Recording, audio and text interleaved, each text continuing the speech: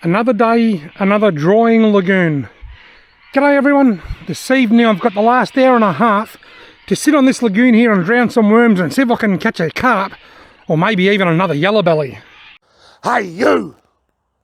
You're watching Robbie Fishing. And you may remember just recently I went carp fishing in a drying lagoon in Wangaratta, similar to this one. That's called Horseshoe Lagoon. This is an unnamed lagoon down in the lower Ovens River. Horseshoe Lagoon's quite a bit bigger than this, but this is still deep enough. I've seen carp jumping, so I know there's carp in here, and the Ovens River floods into this lagoon like it does Horseshoe Lagoon, so it could have yellowbelly in it as well. So I'm going to fish here. I've got two rods. This one's got a paternoster rig, that one's got a bubble float, and they've both got two janjuck worms on them. And gee whiz, that's shallow.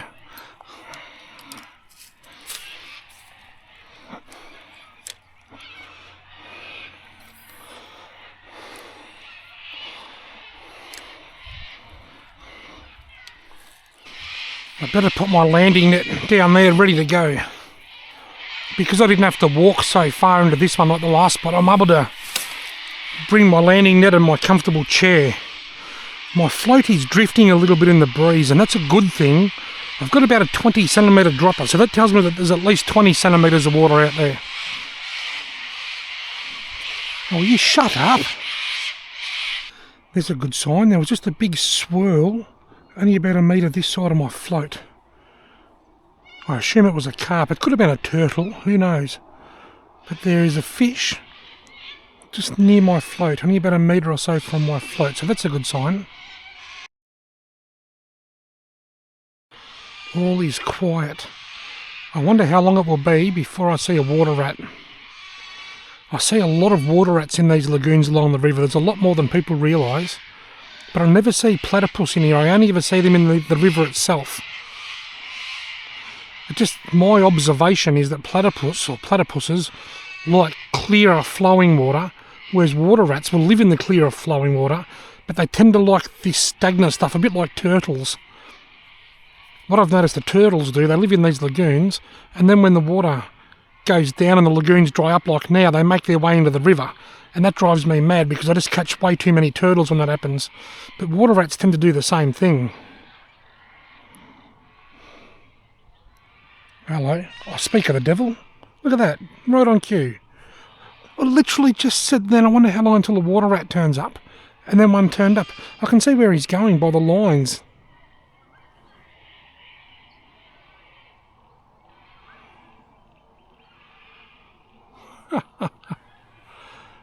Have a look at him just swimming around out there, doing his thing. Was he going around in circles? He must be able to smell something. Another observation I've made is that water rats don't spook as easy. If that was a platypus, the moment I opened my mouth and said something, it'd disappear and come up down yonder. As water rats seem to be they get a bit closer. They're a bit easier to observe. That's funny. Right on cue, I saw one. I'm getting a bite on the stumpy rod. Stumpy rod just had its first bite. Still playing with it. That's a carpy looking bite. Still dancing up and down and got him. Ooh, bigger than I thought.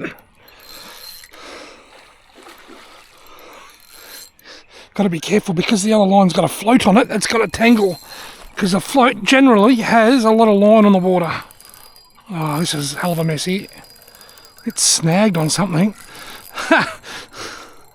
There's the float there. Hopefully, I think I'm over top of it. Good. The float's snagged, but it shouldn't get tangled now. Yeah. I don't think it's a monster, but I think it's a reasonable size fish. At this stage, it looks like around about a 50 to 60 centimetre carp. Awesome. You always sort of doubt when you first get to a spot. I haven't fished this lagoon before. I've fished a lot of lagoons, but this is the first time I've fished this one. Oh, that's bigger than I thought. Might be a 60. Always sort of doubt when you first get to a spot because is it deep enough and blah blah blah. Have the fish already died because it's too low? And I've seen a carp jump way down there and one jumped just up there before. That's a large fish. That's actually bigger than anything that... If the lake was full, I'd expect to catch them this big, but I didn't think the water would be deep enough. I'm really enjoying this kind of fishing at the moment. And when I caught that yellowbelly last week, that not only was that just an amazing moment, there was a bit of a game changer to the way I think about fishing in lagoons. Right. Thankfully, I have a landing net this time. Gee, that's a big fish. Oh no, it's just got under me float. Please don't be tangled with it. I don't think it is.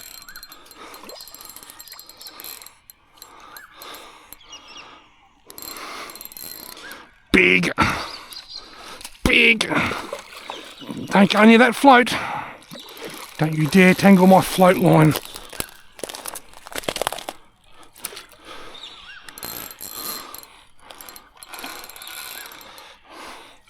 Come on, into the net, into the net, into the net. Oh, I'm beyond high sticking here. I'm holding the rod over my head. Got him. That's huge. Huge-mungus. Wow.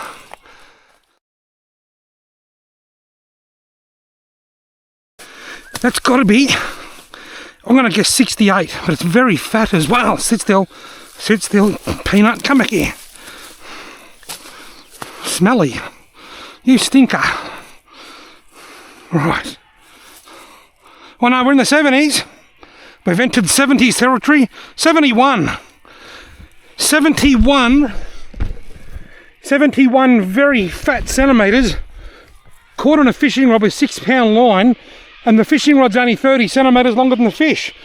That's a 105 centimetre rod. Or might even be 103. Anyway, I'll have a look in a minute. I'll put this fella out of his misery and get my line back in. Awesome. Righto, now I'm on the board with a monster carp. I'm going to throw my float rig back in.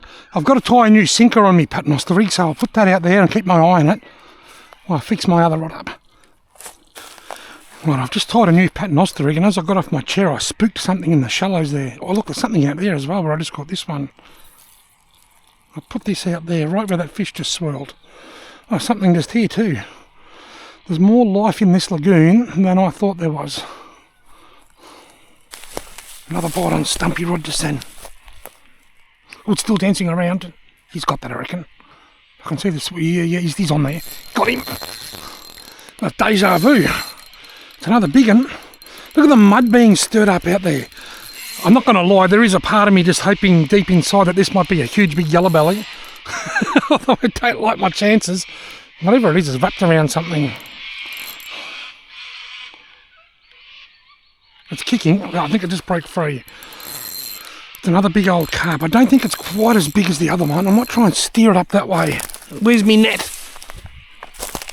Oh, I've got... Ah, there's slack in the line. No, he's still there. I just want to keep it away from my float. Is that a mirror carp? Just a... It's not as big as the first one, but it's still a pretty hefty sized fish. I've just loosened the drag a bit, so when it does those short, sharp jabs, I've got my fingers on the spool here, so I can lift it, wind it, just grip the spool, so that I can just let go of the spool when I want it to take line.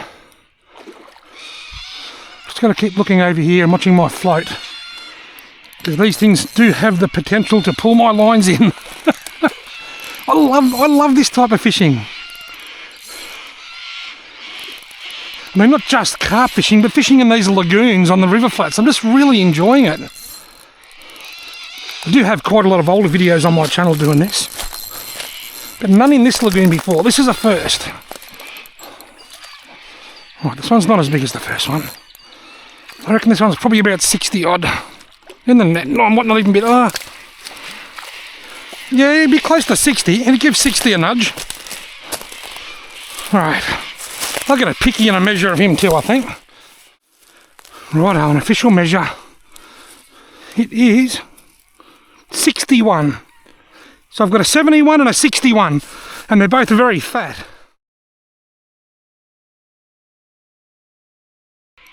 Right, so I have officially caught 132 centimetres worth of carp. I wish I could share the photo of the dead carp in the video, because there's actually something satisfying about seeing those two carp laying next to each other dead, but I can't because YouTube doesn't like that sort of content. I'm going to try something here. I'm going to shorten my dropper on my float to about 10 centimetres. There's just a few fish swirling over here in the shallows. I'm going to just put my float over here in the shallows. I mean, the whole lagoon's shallow, but that's the ultra shallows. Let's just see if that can attract a fish. Well, adjusting the dropper on that float really hasn't achieved much. Then again, I haven't had a touch on the float the whole time I've been here, before or after I adjusted it. I am just thinking though, I wonder what these lagoons are going to look like by Christmas time. If we don't get some spring rain, enough to raise the river and send a bit of a flush of water into some of these lagoons, I reckon once they evaporate another 15 or 20 centimetres and warm up a few degrees, it's going to be like carp soup, I reckon. It's going to be horrible. Those two carp that are just over there, they're the lucky ones. They got a quick death. Stumpy just had a big bite. Is it still there? It's still there. It's not going to catch another fish here, I reckon. He's still there and got him. I was so focused on my float, I looked up and saw this line pull tight. Where's my landing net? Down here. Not as big, this one. Can I fluke a yellowbelly like I did last time? That would be a dream come true. If you saw that video at Horseshoe Lagoon where I caught that yellowbelly, I took it home, I cooked it, I ate it. Despite the water being a terrible colour, it still tasted amazing. It didn't make me sick. It's a yellowbelly size, but I reckon it's a carp colour. It didn't make me sick. Is it a carp? Surely. Yeah, it's a carp. Gee whiz, for a moment there I thought I'd done it again. Yeah, that yellowbelly, I took it home, I cooked it, and it was absolutely magnificent. And how I cooked it, I was on trout opening, and I was absolutely stuffed by the end of my fishing adventure on trout opening, and I wanted to eat it that night, but I couldn't be bothered filleting it, so I cut a few slits in it. I put it in the oven for about half an hour on 180, and it tasted absolutely magnificent. Baked yellowbelly. And there's carp number 3. Probably 40 centimetres or so, I reckon. Oh yeah, the fish are getting smaller. Smaller? Well folks, I had an awesome time. I caught 2 monster carp and 1 modest carp. Thank you all very much for watching. You didn't even know Holly was here, did you? She's got high vis on because she's a mechanic. She's doing work experience as a heavy diesel mechanic this week. And I'm very proud of her.